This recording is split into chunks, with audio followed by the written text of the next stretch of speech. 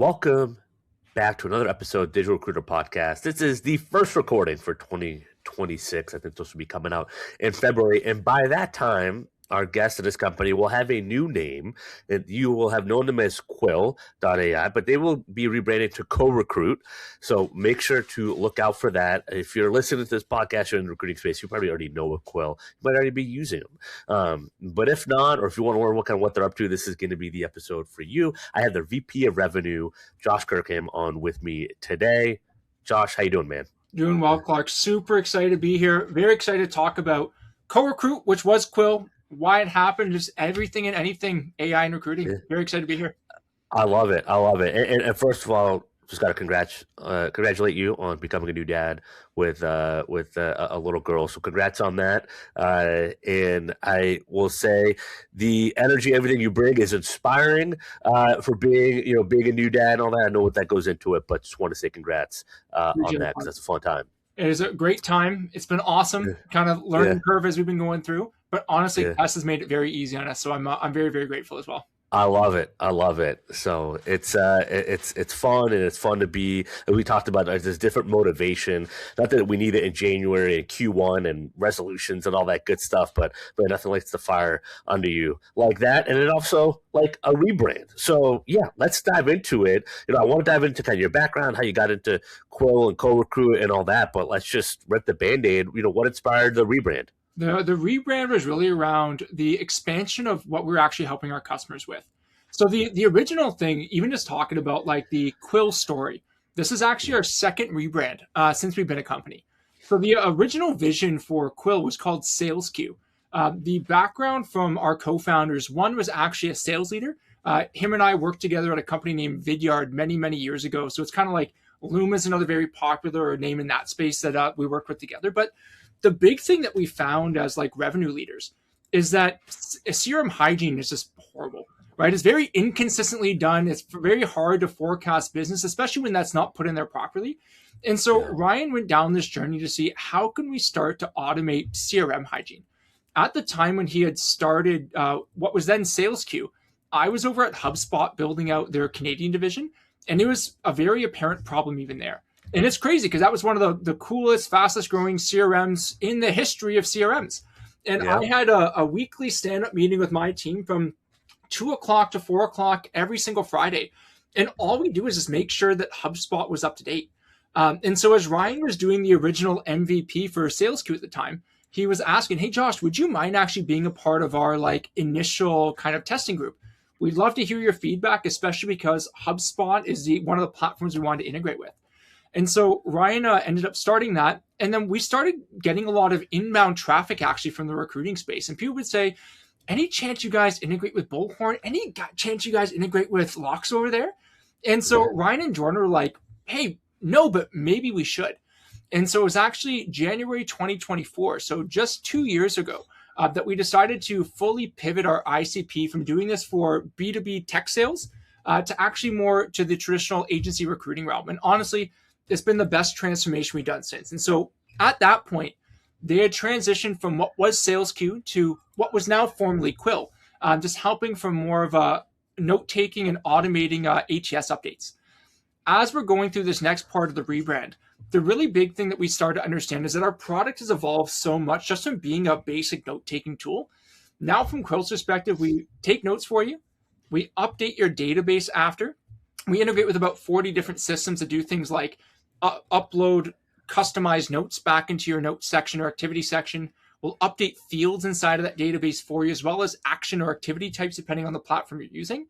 And one of the other evolutions that we had, even over the last year, is we started going through write-up automation, because what we found is that from a time-saving component, automating ATS updates is not the most time-consuming task in the world. It's maybe a 5 to 10 minute project once you're done a call. The challenge is just, does Clark actually remember to put that back inside a Bullhorn after his call, and not in scaling that across a team?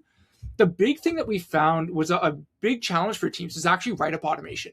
So things like job descriptions after your intake call, submittals or scorecards, but not just automating that process, but how do I automate it like Clark likes it done versus how Sarah likes it done versus how Tiffany likes it done. And so as we started to go down that route further, now obviously even putting in our new VoIP product as well, we really started to understand that we've transformed so much from just a note-taking tool to now having a bigger breadth of actually functionality that we can do inside. And so we thought it was very suiting to move to CoRecruit as your personal AI assistant for anything that you're doing in the third-party recruiting space. I love it. And the thing I want to pick out there, because talking to recruiters all the time, working with them from a coaching, from a marketing agency perspective, the kind of learning for each person, right? I think that's with AI capturing the information. How do I customize it to me? And it sounds like you guys do a lot of work getting live feedback from your recruiters that you're constantly working on how to personalize the AI to each recruiter, because that's a big issue, right? It's kind of a lot of AI. I think we think of it all kind of looks the same when we see it. We could see it in just a tone and how it writes, right? Like I could see it on Twitter and LinkedIn. It's like, that's not like a hurricane, that's a blizzard, right? Or like whatever, like however AI kind of talks, right? So how is that part of your process of just like getting that feedback, incorporating it, and making sure it's like, finding its way to the end product? Yeah, that's a great question, Clark. And honestly, there's a couple different ways that we do it. So I'll go through some of the more basic ones to even some of the really cool things that we're doing in teams to fully customize this. I think the biggest thing fundamentally, though, as teams are using AI, is we have to understand like what is the structure that we should be using. Because I think from a very simplistic side of things, a lot of teams think about using AI to fully like 100% automate a task that they're looking to do. And I personally don't feel that's actually the right way that we should be thinking about using AI, because that's the easiest way to help make a business case that AI should try to take our jobs away and try to do something else. But we know it's never going to be good enough. And so I think the first thing that I always recommend before we go into actually more like tactical components of how to personalize and customize AI is really taking an understanding of what's called like the 10-80-10 principle.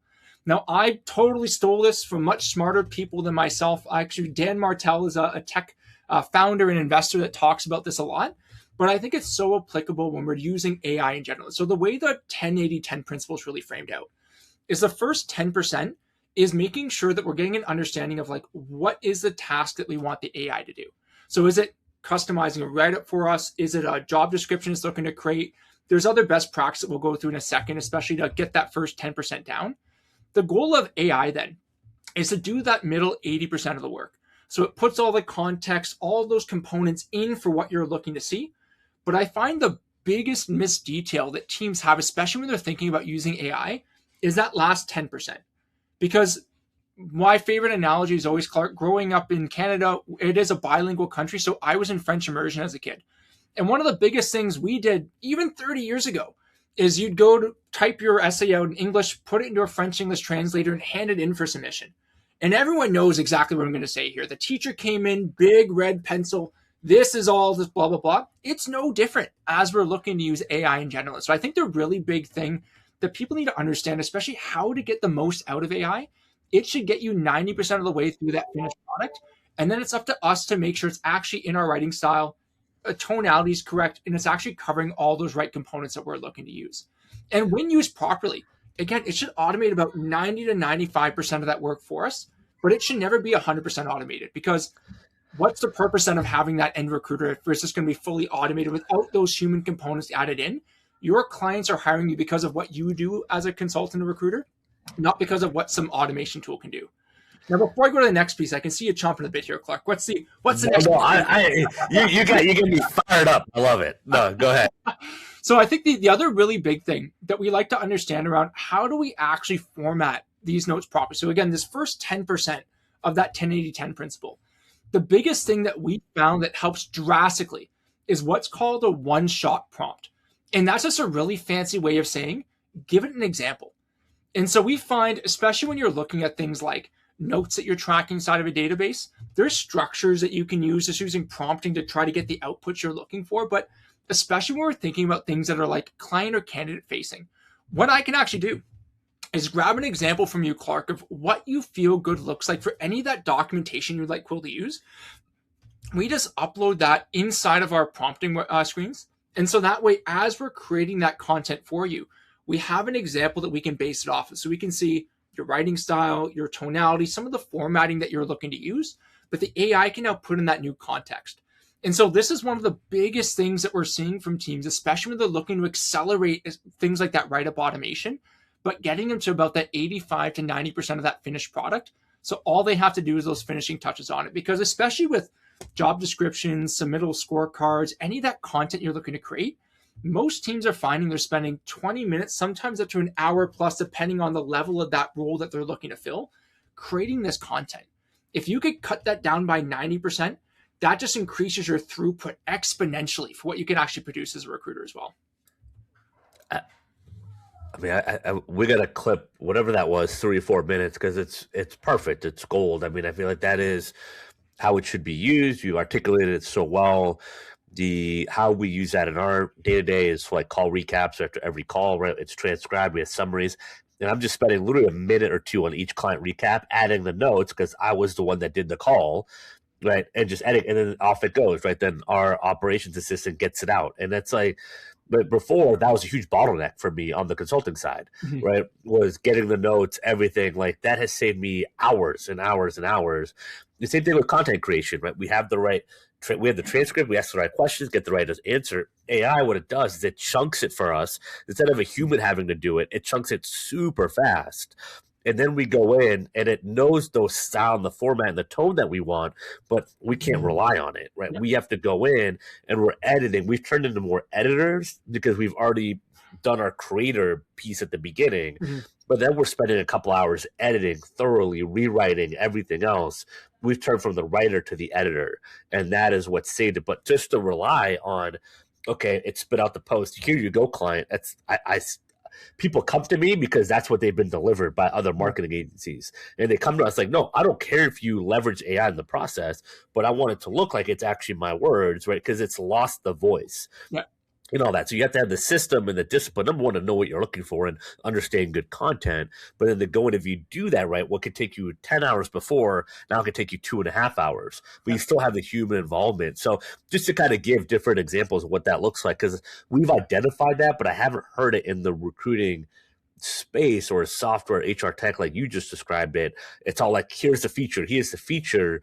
What I'm really hearing from you is like, great, we've been on that for a couple of years. Here's how to really get the most out of it, which I think that's the evolution for this year, is just like optimizing and like, let's get real about like what the actual SOP, the playbook is to get the most out of this, and where the human needs to actually step in, and not just, humans are getting replaced, or like, where does a human take over, but actually giving the nuance of like, this is where you take over, 100%. And this is how it incorporates into your workflow. So all I'd say that I agree.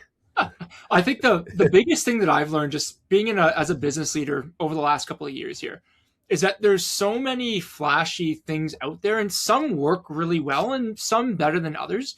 At the end of the day, the only thing that matters in business is execution. No matter what it is, the only thing that matters is execution. And so the thing that we are just maniacally focused about here at CoRecruit is, how can I give Clark a tool, give Sarah a tool, give Francine a tool, and help them all get that predictable, repeatable output. And so the biggest component I know we spend a ton of time on, which for whatever reason seems very different inside of the third-party recruiting space, is we invest so much into onboarding, support, and enablement. Because at the end of the day, nobody cares about a flashy AI tool if it's not getting them the results that they need and they're not able to use it consistently. And so a lot of these principles are things that I had taken, again, from much smarter people than me, and seen how can we actually apply this in our go-to-market enablement. Because at the end of the day, the thing that matters is that Clark uses the tool, Clark finds that he's using the tools repeatably, and Clark is getting value out of that tool. Everything outside of that execution is just product feedback that we can take from our customers, surface to our product team, and keep building like fundamentally game-changing software for our clients as well. And so that's a really big piece about how we think about going to market. And I know that's also a really big piece around why we're so focused just on the agency recruiting side of the mix versus everything that could encapsulate what recruiting is, which again, seems to be a bit different in this space as well, which is fun. Yeah, there's a lot there, and I'm sure your experience for me, and I'm curious if it is for you guys at CoRecruit, is like, I love working with agency recruiters. I mean, number one, I was one and still am, own a boutique agency, but it's just, if you're a service business or a software working with agency recruiters, you are going to get live feedback immediately because the Mhm. urgency, like they're on the line every day, right? Trying to make placements, get commission and all that. And that's why it's just like, it's so fun building a business in that space because I'm going to get feedback immediately. Mhm. Now you got to be able to discern what's legit, what's not legit, who's actually putting in the work versus who's making excuses, right? Mhm. All that good stuff. But you can't say that they're not engaged and they're not involved. And that's what I love because, man, sometimes working with other types of recruiter, corporate recruiter, it's like they don't they just don't care. They're not even going to use it. There's no urgency. That's not for everyone, but that's just definitely the numbers play that out. So I don't know if you kind of found that to be the same thing. Like you can Mhm. iterate so much faster because you have that feedback. 100%. And I think even from my side, like one of my big motivations that come to CoRecruit when I first came is I've always sold into the MarTech space. When I was at Vidyard, we sold to sales and marketing leaders. When I was at HubSpot, again, sales and marketing leaders. I've always liked the scrappiness of go-to-market teams. I've always really Yeah. enjoyed working with people that are using this on the ground floor as well. And so I know that was a big motivation for me too, because as a salesperson in my previous lives, and even more so now, I resonate with so much of what's happening inside of the agency recruiting world because you kill what you eat, right? Like what you do from a placement side of things directly impacts what you can take home to your family. And I think that really resonates with me just from I mean, it's how I grew up as well. My dad was a commission only sales rep. It's what we do here too. So I've always had a big soft spot for that. But I think it's very fun as well, to your point, because we're also selling to the people using the tool itself, like the direct people using it. And so that feedback loop is awesome. And again, the big thing I know we fundamentally believe in at Quil is that we only build things that our customers ask for. And so the more feedback and the faster we can create those feedback cycles, the better we make the product as well, which is even more fun. I love it. I love it. Who is the ideal recruiter, agency recruiter? I mean, all agency recruiters, doesn't matter what size, Yeah. company, everything else. Like, Yeah, is the there? main Yeah, main focus we have, if we were to define like our core ICP as a business, we find that we work best right now with a lot of SMB focused recruiting firms. So we would say that's 200 employees or less. We find the majority of the clients we work with, I feel like just because of how the recruiting space is set up, is really 50 people or less. I know very early on at my time at Quil, I was speaking with a recruiting group over in the UK, and they mentioned that in the UK alone, there's 30,000 boutiques, like executive search firms. And so we know yeah. when you look at that bell curve, it's very SMB driven. We do have a couple thousand employee clients and things like that too, but the main group that we really look to build this product for today is a lot of our SMB, our boutique executive search firms and staffing firms. So like the really big ones we work with. The big things that we find make a great customer on our side is one, if you have an ATS, it's half of what the product looks to do. So that makes it really easy to get part of the value bit from it. And then you do phone calls, video calls, or in person meetings. If that kind of fits what you do, there's a very good chance that Quil is something, or CoRecruit, I should say, is something that has a massive impact to your business as well. Yeah. And I got to imagine getting on messaging you on LinkedIn, which will have your URL in the episode summary. I'm just booking a demo and all that. I'm sure right on the front page of the website. 100%. Whatever the rebrand and all that's going to look like, I'm sure it'll still be right there. Top right Right. corner. Top right Yeah, corner. And exactly. the Right. So cool thing, if it's go ahead, questions or sorry. using something else, right, just Yeah. go in and just book, book a demo. You should know what's going on. I know a couple friends in the space that are just doing it. That's what they do weekly. Like I know Josh.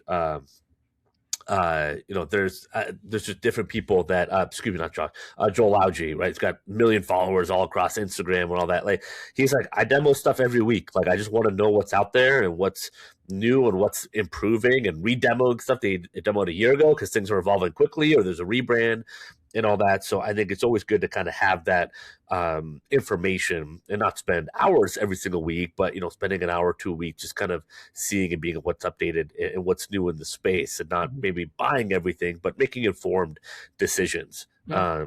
Because that's huge, and having that enablement and that customer support. I love that you said that, and that you're prioritizing that. There's a couple ATS founders that I got to make sure I introduce you to if I haven't, if you don't know them already, but because it's going to be talking the same language in terms of enablement, because that is what I've seen. The people that can do that, the companies that are doing that on the front end, the 4 to 6 weeks, 8 weeks, like we will give you everything you need to like be successful is huge. Now on your end, who have you seen in those first 2 weeks of enablement? Like, how do they get the most out of the tool, right? How do people show up that use CoRecruit or sign up for it, get the most out of it? 100%. And so this is something that we cover in our white glove onboarding as well. So this will be the exact same for any single person that's looking to even get started. So the big thing with Quil is that we offer a 7-day trial for anyone who's looking to sign up for CoRecruit. So you cannot physically purchase CoRecruit without going through a trial. And the reason we do that very purposely is we want to make sure that you're over the top, over the moon, happy with the product before you pay $1. And so everything that you'll see from that enablement side of things happens in that 7-day trial with CoRecruit. And so the way that's structured is typically we'd have that first call with you just to make sure from a tech perspective, it all looks good. Price and packaging after the trial all looks good on that side too. We then start getting what we call meeting type documentation. So this is where we're going to start to see, Clark, what are the notes that you want captured in your ATS after interviews, reference checks, intake calls, things like that? What is a documentation that you typically create after that as well? So submittals or scorecards, job descriptions, things like that. And we'll go through all that prep work beforehand. There's 2 ways we do it. There's some aspects that can be done right inside of the product, or our team will even help take that offline for you to create that documentation as well. So that way, when you actually start the first day of your 7-day trial, everything on the back end is already set up. The next component of it is we'll actually take every single team member that you're looking to get started with CoRecruit on, and we'll run an onboarding session with them. So on the onboarding session, we'll make sure that your calendar is integrated, your ATS is connected, your phone system is set up with us as well. And then we even do mock calls, because we find the biggest light bulb moment is when Clark joins that onboarding call. We do a mock interview. Clark checks his notes back in Loxo and he sees, holy crap, my notes are in Loxo right after that call is done. Based on that feedback loop, we found that we have a 90% user activation rate inside of the first 24 hours, which is absolutely insane, because the biggest stat that I obsess over, Clark, that I've always heard in software is that something like 60% of churn in software, so people not renewing their contracts, happens because the user didn't even log into the software. Like, it's absolutely insane. And so we find the easiest way that we can do this, let's hold your hand, let's put a ton of that investment up front, because then there's not that extra learning curve that we have to do through re-enablement, chasing you down, trying to help you remember, like, why was this something you saw value in? We do that straight from day one. And then halfway through your trial, we even have what we call a trial maximization call. Because the other component of this is that you show up on the onboarding, everything makes sense. Yep, I totally understand what Josh just said. And then you go to make your first call and you say, how the heck am I supposed to do X and Y again? And so there's not only asynchronous videos and knowledge-based articles and stuff we send, but we even have another human-to-human check-in call halfway through your trial where you can actually come with questions, come with things that you want to make sure you understand better of CoRecruit. And we have somebody on the team who sits there and just helps you figure that stuff out. And so we found those are some of the biggest pieces that are helping. It mirrors so much of what I've seen just on our process. It's like that enablement piece. We switch from 30 an hour calls to doing, like, say, a 90-minute intensive or 2-hour intensive, just to get LinkedIn outreach and building the right list, the targeting, the messaging, setting up automation, everything else. Let's just do it all at once. Let's rip the Band-Aid. And we thought we were doing people a favor by just doing like 30-minute calls and maybe sometimes giving some homework. It turns out they didn't really want to do that at all. It's like, when I'm on a call with you, like, let's just rip the Band-Aid and take care of everything. And so we increase like kind of our onboarding setup sessions to gather all that stuff to get them up and running, right? 0 to 1 as quickly as possible, because then we can actually use, right? We can actually go live with content, go live with outreach, and then have the feedback to be like, okay, are we getting the most out of this? Just like, right, are you getting the most out of CoRecruit? Let's get to that question, not, well, we got stuck at the onboarding. 100%. It seems like the biggest waste of time ever. Yeah. No, failure to launch is my least favorite thing to ever hear about. And it just means that we didn't do a good enough job. I really see that as our fault. And so there's even things that we do across our renewals team, where if we find that somebody has not used Quil within 7 days, they're added to a list and we're reaching out to see how can we help. Because at the end of the day, if we help make you more successful, you make us more successful, and then we can keep building you a better product. And so I think the user activation is the biggest thing that I obsess over on our side of things. And it always comes down to how well are you training and enabling new people that are starting the tool? Because that change management is so much easier to do at the start of a relationship than it is to try to pick it up 90 days in or 2 months before renewal, which is the biggest trap that most teams fall into. There's so many lessons there to apply for the agency recruiters that are listening to this, of just a lot of people sign the agreement and then, I'm going to send you candidates. But, coach a lot on set up the calibration calls, set up your check-ins, like bake in your process, because sometimes managers, it's the first time they've worked with a recruiter. You have the opportunity to make it the first time they've worked with a recruiter that has the onboarding, the enablement, and it's not about getting the perfect candidate right away, but just setting up the calibration part of the relationship, and just like, hey, things might not be perfect, but we're going to have our check-ins. We're going to try to get this thing in the right direction so you get the most out of working with us. And I think that's a huge lesson to be learned there, of how a tech company like yourself, right, potentially coaching marketing agency like Digital Recruiter, really, you almost have to resell people after they buy. And whether that's after an agreement or if they put money down, all that, I think there's a lot of recruiters out there, when I've worked with them, that have completely transformed their first few weeks with client engagements. So they don't go to 8 to 12 weeks on a contingent role, just wasting time, right? And not even getting paid for any of it. So I think just hearing you, there's a lot of lessons to be learned this, and you can change your process today, any day, right? It's so easy to just to bake in that customer service aspect of it. I think so many recruiters feel like, I got to get the perfect person. It's like, no, it's like, you can come up with like not, I would say perfect process, but a process that allows you to get that result that your clients like sign up for, for you in the first place. It's just, I don't know, a lot of parallels there. I love it. I think the biggest thing that I've always thought about, and even see just with any successful business in general, is that it always comes down to your systems, right? You don't rise to the occasion, you fall to the level of your systems and preparation. And so to your point, it doesn't have to be perfect, and candidly, it's never going to be perfect. Right? You have to think of, what is the series of steps that I could do to make the most repeatable system I can? Put something in place. Just start. And then from there, you're building a plane as it's flying off anyways, right? So just make sure that you can own that and understand that and iterate. And I think the biggest paralysis that I see from teams is they overanalyze the start of systems building or what structure should be. We know there's a start and end we want to get somebody to. What are a couple steps that we can do in the middle? Say, hey, this sounds like it could work, and go test it, and then iterate and try it again and iterate. And that's the easiest way to create repeatability and predictability inside of your business as well. I agree. Amen. Which I've said a lot this, because you're saying a lot of things I agree with. And it's, as someone that's dealing with potentially switching project management platform and all that stuff right now, but it's just like, hey, let's make sure we have what we need now, because to your point, building the plane while you fly it, right, is it's a whole thing.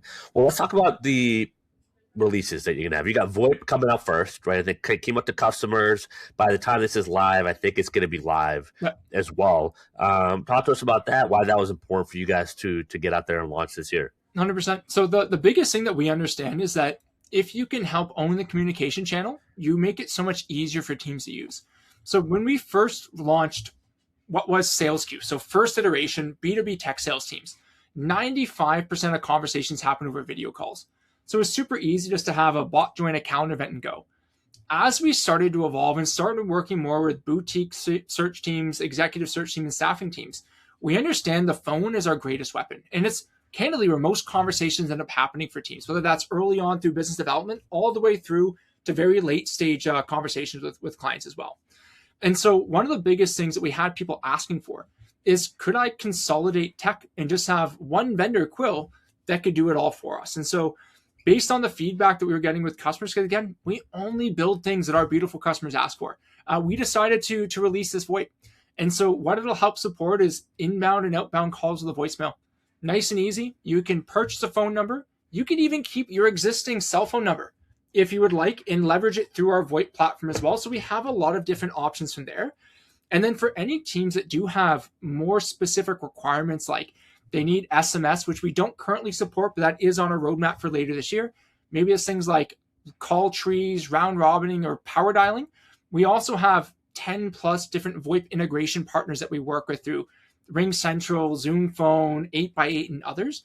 just to make it very easy for you to find a system and tool that works best for your team. But the biggest feedback that we were getting from clients is that they find that a VoIP is a commodity, right? Like everyone kind of has something, and they just want a tool that works well, and they wanted to consolidate line items on their P&L. And so it's one of the easiest things that we could do. We just released it to current customers January 1st. By January 5th, we already had customers signing up for it, which made it super easy and definitely a good reinforcement loop on our side that this is definitely a product that clients were looking for. I love it. I love it. And then the next, the other big one for right now is the native desktop app. Yeah, this one's huge.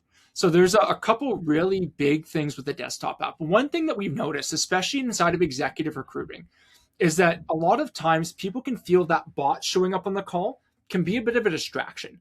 Right now, the nice thing with Quil is that your Quil note taker on your calls is never going to say Quil. It's always branded to your firm because, again, we're building this specifically for you. But sometimes when you see that bot overlord showing up on the call, it can make some candidates a little bit hesitant. And so what we're finding with the desktop app is it unlocks a lot of different use cases. One is actually a botless experience. And so if I started the call here with Clark, I've gotten Clark's consent to use the tool as well, because again, consent will be dictated based on the country, state, or province that they're in, depending on their region. But once Clark is all good, I can make sure that we have that recording enabled. And then we can just have a human-to-human conversation without any of those bot overlords joining the call, which just makes a much more frictionless experience for a lot of the teams. And so the botless experience is one of the really big ones. The other aspect, especially as we're working with a lot of clients that do international work and use WhatsApp a lot, it actually unlocks teams' ability to use Quil with WhatsApp. Because one of the challenges with the WhatsApp interface is they don't have a native API that we can connect to, which means we can't build a native integration. So what this also unlocks is that you can just use your computer, just the WhatsApp app on your computer there, turn on your Quil desktop app so you can still have all your WhatsApp calls dictated as well to make sure that all ends up inside of your database as well. So there's a lot of really cool use cases this unlocks, but those are the two most common ones that we're getting from feedback from our customers. And so we're incredibly excited to help deliver on that, on those asks. That's huge. I think it's super relevant. It's something that I see. I have, my the note taker kind of following me or stalking me everywhere has been something I'm kind of like looking at, like parking lot is like something I want to fix. So I love that. I was talking to a client yesterday. He's the CEO of, a pretty sizable, boutique firm. Like they do good numbers every year, and they have a huge research project. They had a big, firm ask them to talk to 40 candidates of a specific title, hard to talk to people. They don't give information. It's kind of in a security type space. And that's been some of the issues. Like the one every 3 calls, a person kind of gets really nervous, either the recording or the bot is there or whatever, or it says something, right? And that's like a big issue, right? And a big deterrent. So yeah, I think super relevant. It definitely, I'm hearing the solutions are very catered to the problems I hear day to day and like the little things that come up. Yeah. Well, the other really cool awesome thing that it unlocks for us too is that you could even pause the recording. And so you could start the conversation with Clark. Maybe Clark has some sensitive or confidential information he does not want any notes taken on. It's super easy then to still pause that recording so you can have that candid off the record conversation and then keep things going after. So there's a lot of ways that we can reduce friction inside of that cycle, but also make sure that we can have those human to human moments that would just be kept off the record in other situations as well, without adding those additional piece of admin work back on your plate. I love it, man. I love it. Well, what else do we got? What are the last things you got? Any of the kind of big things, big takeaways, things for 2026, best practices, tips, life advice? Like, what do you got for the agency recruiters out there? Life advice stuff is something I can go on tangents on for years and years. Biggest thing I'd say is find your big, hairy, audacious goal and go chase that thing down in 2026. Nothing is waiting for you in life. You got to go take it. And so find that big thing that scares you and go hunt that thing down is the life advice I would always say. From a 2026 perspective, from a CoRecruit side of things, our goal is to not only make it easier for you to automate your admin work, but automate more of it for you as well. And so other really cool roadmap items that we have coming down the line is not just updating your candidate section in your ATS once that call is done. It's soon going to be a 360-degree updating ability. So after your intake calls, your job records are updated with the job description attached. after your BD calls, your company information is updated back inside of the database for you too. So we're looking to give you a 365-degree updating ability inside of the database too, and even elements of AI coaching getting built into CoRecruit as well. Are some of the really big fun things that we have on the roadmap for this year. I love it. I love it. What's your big, hairy, audacious goal? My big, hairy, audacious goal is to build the greatest software company inside of the recruiting space possible with the highest customer satisfaction that we can have. And thankfully today, we are a 2 out of 2 on our CSAT score. So we are still maintaining a perfect score on that side. But my goal is to build a world-class business that my grandkids can be proud of. I love it. That's a great goal. It sounds like you guys are well on your way to accomplishing it. I've heard really only good things about Quil and CoRecruit thus far. Excited to hear more, and it's great to talk to you and have this conversation. And just it's cool to see a lot of the overlap and kind of what you guys are building. And love the mission, and it's definitely needed in the space. So, Josh, appreciate you coming on, and thanks for just sharing everything that you got. So if you're listening to this, connect to Josh, either book a demo or start a free trial, right, with CoRecruit. It's super easy. I don't think they can make it any easier for you. And commit yourself for the week to, show up to those enablement calls, the recordings, so you can get the most out of this, so you can do more of what you need to do, which is be on the phones and close deals. Love it, Clark. Thank you very much, everyone. Appreciate it, man. All right, likewise. If you got some value out of this, like, subscribe, 5 stars, all that good stuff. And until next time, y'all, happy hunting.